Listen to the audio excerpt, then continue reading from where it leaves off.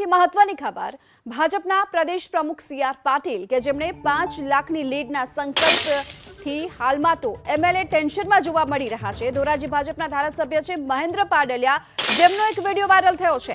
5 લાખની લીડથી ટેન્શન આવી ગયાનું નિવેદન કરતા તેવું જોવા મળ્યા આ વિડીયોમાં। ધોરાજી ઉપલેટા વિસ્તારમાં લીડ નહીં નીકળવાનો પણ તેમણે સ્વીકાર કર્યો છે। આ સાથે જયેશ રાદડિયા જયરાજસિંહે લીડ માટે મદદ કરવી પડશે આ વાત તેમણે કરી। ગોંડલમાં ભાજપના કાર્યાલયના ઉદ્ઘાટન સમયનો આ વિડીયો વાયરલ થયો છે, જેમાં તેઓ આ વાત કરતા જોવા મળ્યા।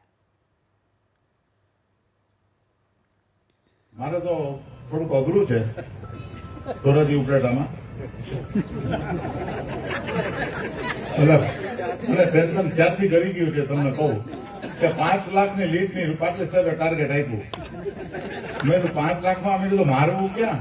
એટલે હું છે ને જયેશભાઈને ને ગોંડલ જયરાજસિંહ બાપુને કહેવાનો છું કે તમે 1.25 લાખનું કેટલા કપડું મારે કઈ બહુ વાંધો ન આવે, બરાબર?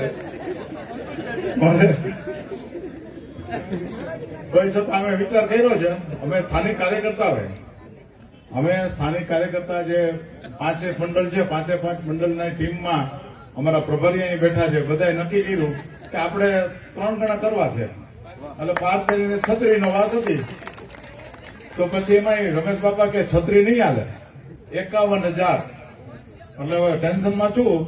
અમારા વિસ્તારના કાર્યકર્તા અહીં આવ્યા છે, આપણે એક જ કામ કરવું જોઈએ સાહેબ, મારું એવું સૂચન છે નમ્ર કે આપણે કાંઈ કરવાનું નથી। સાહેબ જે વાતાવરણ આખા સમગ્ર દેશમાં ઉભું કર્યું છે, આપણે બુથની મતદાનની વ્યવસ્થા જ ગોઠવવાની છે।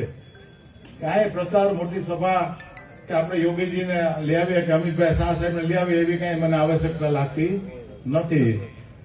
આપણું પહેલા દિવસે આપણે ફોર્મ ભરાઈ જાય, ચૂંટણીનું ફોર્મ ભરાઈ જશે એટલે પહેલા દિવસે આપણે છેલ્લા દિવસનું પ્લાનિંગ કરવું જોઈએ એવું મને લાગે છે।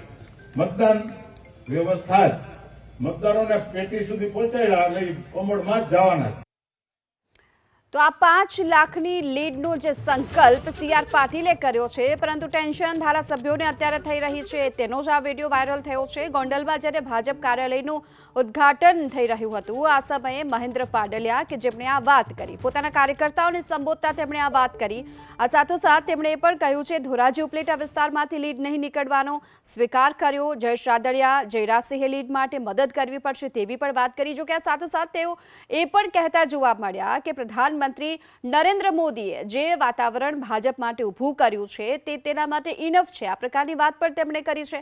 આ સાથે કાર્યકર્તાઓને આ પ્રકારે સંબોધન પણ કર્યું।